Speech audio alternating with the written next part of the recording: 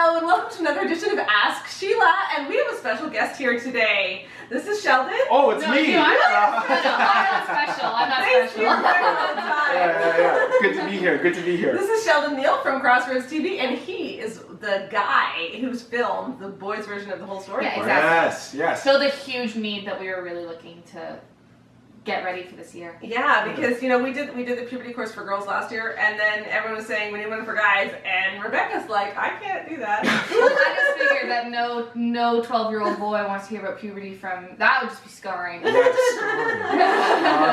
Yeah. So I kind of beamed in, and I'm glad to be a part of the team. It's awesome. It's a great thing to do. Yeah, and what I think is so cool too is, the boys version we really had a special heart for because there are so many single moms raising boys, and we just wanted a resource to help them out too. That's right. And so that brings us to our question for today. So I'm just going to read this that a reader sent in.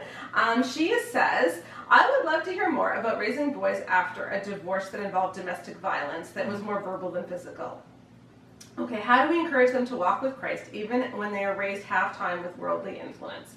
And how do we equip them to protect women and children even as they watch them be used and disrespected? Yeah, that's just really, really hard. Yeah, there's a lot of kind of impact in that one situation. Yeah, and I know what this woman is saying. She's like, okay, look, I love my kid, but let's face it, half of the time they're with this man who is going to be... Not of the greatest character. Yeah. And not someone you want your son to turn out to be. Yeah, and obviously I would do all the normal disclaimers, get a good lawyer if you ever fear that there's any actual, if there's any physical abuse, please do something. Verbal abuse is also abuse, That's right. So please go see a lawyer, but normally in cases like that, I totally understand that there's nothing you can do and there's a joint custody situation and you can't change that. So that being, we're just going to assume that one cannot change that. That's right. I guess what I would say is, okay, if you can't change it, don't obsess over it, okay? Because I think often we get like, oh my gosh, my son is with this really terrible guy half time, and then we start really worrying about that. If there's nothing you can do about it, don't worry about it, okay? Like put that in God's hands, but then take the time that you do have and make the most of it. Yeah. Well, it's like what you were saying. Like you talk a lot about character building in the course because we found. I'm just gonna be honest. We wrote the girls' course last year. Girls' course was incredibly easy to think of content for because girls go through so much. Yeah. Like we have an entire unit just on periods, an entire unit pretty much just on finding a bra, and all that kind of stuff. Like it's very easy, but for the boys' course, we kind of realized there just isn't as much stuff they go through, to be honest. And so physically. But what you had real heart for was the character development. That because guys, what you were saying in the course is that they get so many messages thrown at them about what it means to be a man, who they should become, and that's what this woman's facing too. She's like, listen, I'm trying to give him these good influences, but when he's getting battered by this abusive, manipulative, objectifying mindset.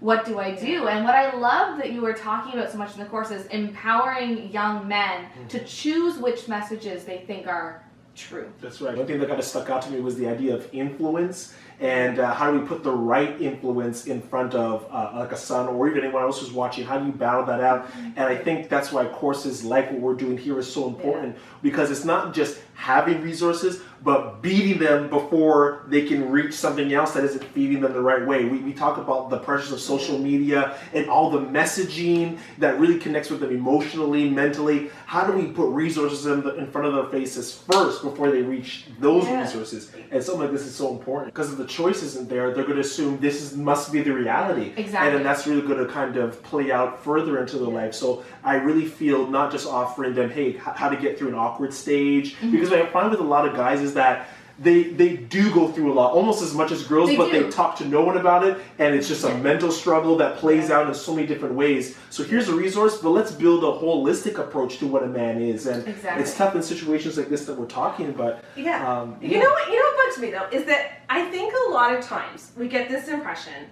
that and I know to a certain extent it's true that a boy needs a man in his life, but you're enough. Okay? Like God has equipped you with everything you need for a life of godliness. And I believe that you are enough for your son. Okay? And I understand that your son is going to need male influences. And I just pray that you are in a good church and that he can have some of that.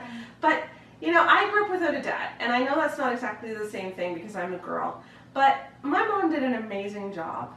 And I think we need to stop focusing on what we don't have and start realizing I love my kid and God has equipped me and given me all kinds of gifts, and I'm just going to do the best I can, and that is going to be good enough. I love that. I love when you said that they're good enough, because one thing that sometimes we forget as people of faith, or even if you may not be of faith, but especially in this discussion, is nothing surprises God. So you might be in a situation where, like, I never knew I'd be connecting in this way. I never knew I'd have to talk to my son. He knew. God knew you'd be here, and He already put those treasures in you, those resources that you can tap into to really kind of hone this moment. I've been heavily influenced by my mother. She's probably really made me the man I am today. And I've had a great male model in my life, but a lot of the building, character development, being emotionally connected to who I am, listening to my life purpose, everything came from my mom. Amen. Awesome. Okay. Awesome. So again, we're not saying that dads aren't important. Yes. No, yes. We need you. But I just don't want single moms to feel like they're always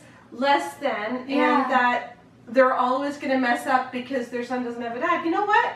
You can do an amazing job. That's right. That's right. And women, we are a lot more in touch with our emotions sometimes, and sometimes guys need us to... Yes, to kind of tap into that vault in an area that is often shut closed.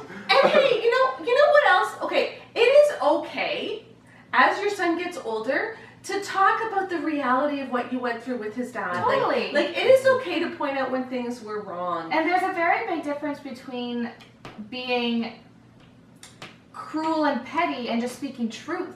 Yeah. You know, like you don't need to call names or to try to pin your kid against one parent, but you can just say, listen, the reason I had to leave was because I was being verbally abused on a daily basis. This is what that means, and this is how it affected me. And it's also okay to give your son, as he gets older, some strategies on how to deal with this himself. Like when someone speaks to you in this way, you are allowed to respond by saying this. You know, you are allowed to remove yourself from that situation. That is, you're like, we don't need to be afraid of the truth. And if the truth is that your son's dad has a very bad character, that is just true. Your son's going to know that. And that's exactly it. And here's the hard part, okay, ladies. You are a safe place for your son, all right? Because your son knows that you love him and you're not dangerous. And so when your son is feeling upset about life, you're the one who's going to take it out on. Because you're not going to leave. Because you're the one who's safe. And so you could easily go through a few years of your child's adolescence where it seems like he doesn't like you and he's always mad at you, whereas he seems to prefer his dad. I just want to assure you that as he grows up, he will see the truth. You know? But don't you think that's true? That people take it out on the one that's safe?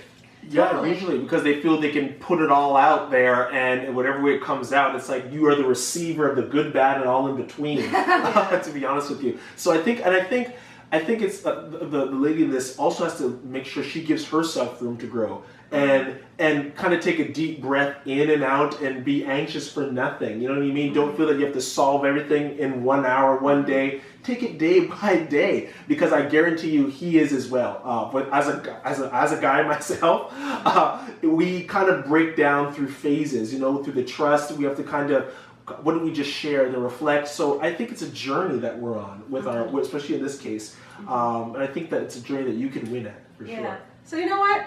Don't be afraid to tell your son the truth. Okay? Let him have some space. And get yourself some friends so that when your son beats up on you, like, you don't freak out and stuff like that. When he gets mad at you. But I just want to show you that you're enough. And I hope this course really helps you if you pick it up. That's what we made it for. But you are enough, and you got this. You do. Yeah. We'll see you next week.